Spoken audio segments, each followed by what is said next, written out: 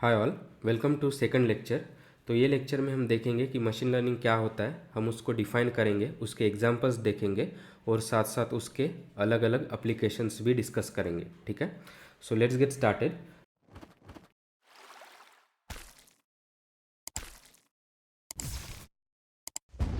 तो सबसे पहले कि व्हाट इज़ मशीन लर्निंग। ठीक है, तो ये मशीन लर्निंग का एक काफ़ी ओल्ड और कन्वेंशनल डेफिनेशन है जो आर्थर सैमुअल ने 1959 में दिया था।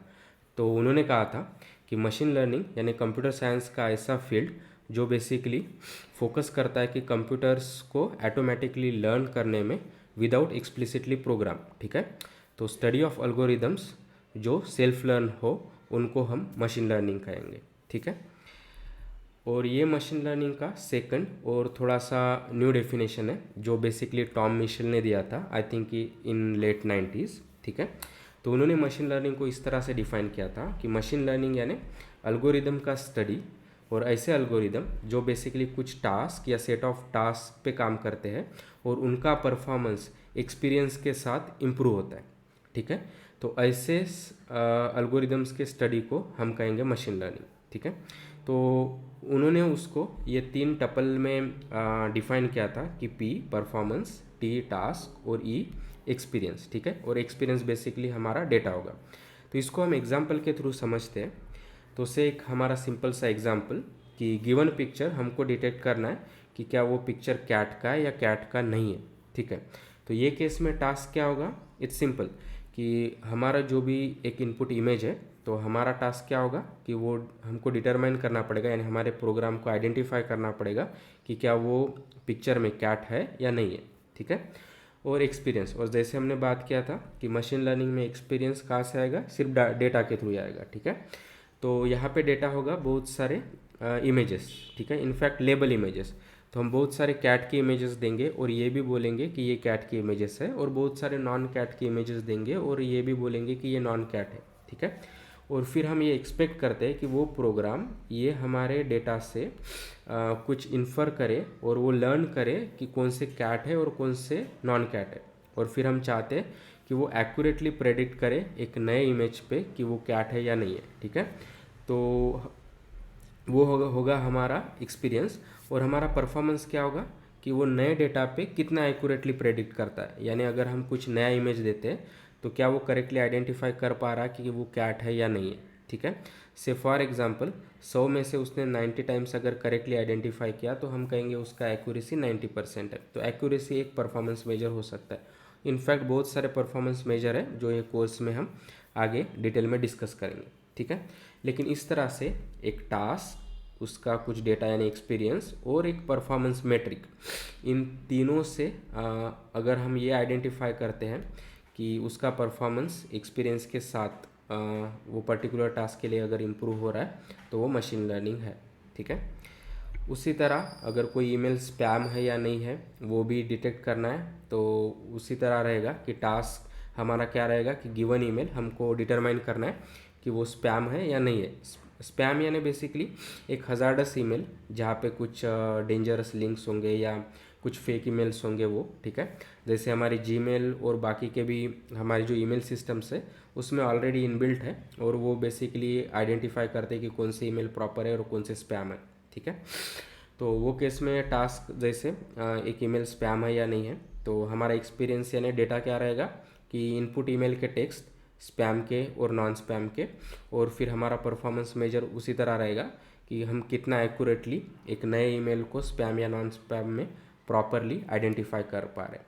ठीक है, उसी तरह हम लैंग्वेज ट्रांसलेशन या बाकी के भी केस में हम इजीली ये डेफिनेशन को अप्लाई कर सकते हैं। ठीक है, तो ये बेसिकली हो गया मशीन लर्निंग। ठीक है, तो नेक्स्ट मशीन लर्निंग के एप्लीकेशंस। तो मशीन लर्निंग काफ़ी एक वाइड फील्ड है, वो इनफैक्ट हम मशीन लर्निंग से काफ़ी ज़्यादा घिरे हुए हैं। हम बहुत सारे applications day to day life में मशीन लर्निंग की यूज़ भी कर रहे हैं और शायद हमें उसका पता भी नहीं होगा। ठीक है, लेकिन अभी हम कुछ इंपॉर्टेंट एप्लीकेशंस एक बार यहाँ पे गो थ्रू करते हैं। ठीक है, तो सबसे पहले रिकमेंडेशन सिस्टम। ठीक है, अगर आप यूट्यूब पे कोई वीडियो देखते हैं तो फिर आपको सजेस्टेड वीडियोज़ आता है इस तरह से, राइट। तो वो बेसिकली उसके under the hood machine learning का ही यूज़ होता है। या आप अमेज़ॉन पे कुछ शॉपिंग करते, आप कोई प्रोडक्ट आपने ख़रीदा, तो उसके रिलेटेड आपको कुछ प्रोडक्ट्स बेसिकली या आपकी हिस्ट्री, आपने जो पहले प्रोडक्ट्स डिस्कस सर्च किए होंगे उसके बेस से अमेज़ॉन आपको और कुछ प्रोडक्ट्स रिकमेंड करता है, तो उसके लिए भी under the hood machine learning का यूज़ हो रहा है, ठीक है। नेक्स्ट, फेस डिटेक्शन, ठीक है। तो अगर कोई इमेज है या से मॉल में इतने सारे पीपल है, तो वहाँ पे आइडेंटिफाई करना कि हम लोग कहाँ कहाँ पे है, ठीक है। तो इस तरह से अगर हमको कुछ ऑब्जेक्ट डिटेक्शन करना है या पीपल डिटेक्शन करना है, तो उसके लिए भी मशीन लर्निंग का यूज़ होता है। और एक इम्पोर्टेंट एप्लीकेशंस है कि ऑफिस में या एयरपोर्ट में आपके एक्सेस के लिए, ठीक है।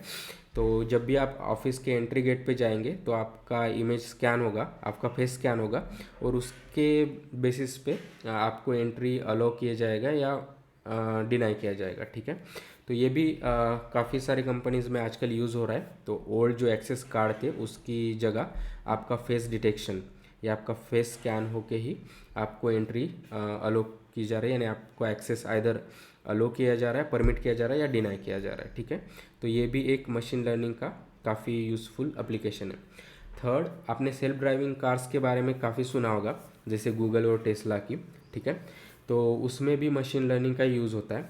से फॉर एग्जांपल ये मेरा एक सेल्फ ड्राइविंग का कार है, तो बेसिकली ये इमेजेस लेगा, रडार लेगा, मैप से इनपुट लेगा, और बेसिकली ये ऑब्जेक्ट आइडेंटिफाई करेगा कि कहाँ पे कार है, कहाँ पे पेडिस्ट्रेशन है एंड सो ऑन, या हमारे ट्रैफिक लाइट्स किस तरह से, और वो देख के फिर वो डिटरमाइन करेगा कि हमको कौन से रूट से जाना है या नहीं जाना है, ठीक है। तो सेल्फ ड्राइविंग कार इस तरह से ऑब्जेक्ट डिटेक्शन और फिर मैप रूट, ये दो अल्गोरिदम्स के हेल्प से वर्क होता है, और उसके लिए भी मशीन लर्निंग का यूज़ होता है, ठीक है। नेक्स्ट, वॉइस असिस्टेंट, और आपने डेफिनेटली इसको यूज़ किया होगा या डेली यूज़ करते होगे, जैसे सीरी हो गया या आपका ओके गूगल हो गया। तो जब हम उनको वॉइस असिस्टेंट्स है उनको हम हमारे वॉइस से कुछ कमांड देते हैं, कुछ रिक्वेस्ट भेजते हैं इंस्टेड ऑफ टेक्स्ट, तो उसके लिए भी मशीन लर्निंग का यूज़ होता है, जो आपके वॉइस को डिटेक्ट करके उसको अंडरस्टैंड करके उस तरह से ऑपरेशन करता है, ठीक है। नेक्स्ट, हेल्थ केयर में भी मशीन लर्निंग काफ़ी यूज़ हो रहा है। से फॉर एग्जांपल कैंसर डायग्नोसिस, ठीक है। तो आपका एमआरआई स्कैन या आपकी जो भी इमेजेस है जैसे ब्रेन के या कोई किसी भी पार्ट के, तो वो देख के उसमें कुछ ट्यूमर आइडेंटिफाई करना, फिर वो डिसाइड करना कि क्या वो ट्यूमर कैंसरस है या नहीं है। तो ये सब केसेस में मशीन लर्निंग का यूज़ हो रहा है। आपने डेफिनेटली रोबोट असिस्टेड सर्जरी के बारे में भी सुना होगा, या in fact fully robot surgery and so on. तो और बहुत सारे एप्लीकेशंस है हेल्थ केयर में जहाँ पे मशीन लर्निंग काफ़ी यूज़ हो रहा है, ठीक है। नेक्स्ट, एग्रीकल्चर में भी मशीन लर्निंग का यूज़ होता है। तो क्रॉप के साथ साथ कुछ अनवांटेड प्लांट्स होते हैं जिनको हम वीड कहते हैं, और वो डेंजरस है क्योंकि वो आपके फर्टिलाइजर्स को यूटिलाइज कर रहा है और आपके क्रॉप को भी हार्म कर रहा है। तो ऐसे वीड को डिटेक्ट करना और फिर ताकि हम उनको टारगेट करके किल कर सकें, तो ऐसे प्लांट्स का वीड यानी वीड डिटेक्शन के लिए भी मशीन लर्निंग का यूज़ होता है, या ड्रोन से जो भी वो केमिकल्स स्प्रे करते हैं उसके लिए भी मशीन लर्निंग का यूज़ होता है। तो मशीन लर्निंग जैसे हमने बात की थी कि काफ़ी वाइडली यूज़ हो रहा है। इनफैक्ट ऐसा हार्डली कोई एक फील्ड होगा जहाँ पे मशीन लर्निंग नहीं होगा या उसका इम्पैक्ट नहीं होगा, ठीक है। और डेफिनेटली मशीन लर्निंग और ये अलग अलग डिफरेंट फील्ड्स में और डेफिनेटली ग्रो करने वाला है, ठीक है। तो व्हाट्स नेक्स्ट, तो नेक्स्ट लेक्चर में हम देखेंगे कि मशीन लर्निंग का हिस्ट्री, हम देखेंगे कि मशीन लर्निंग अभी इतना बूम में क्यों है या इतना ग्रो क्यों हो रहा है, और ये भी देखेंगे कि हमारा मशीन लर्निंग का प्रोग्रामिंग कन्वेंशनल सॉफ्टवेयर प्रोग्रामिंग से डिफरेंट कैसा है, ठीक है। तो stay tune and thank you.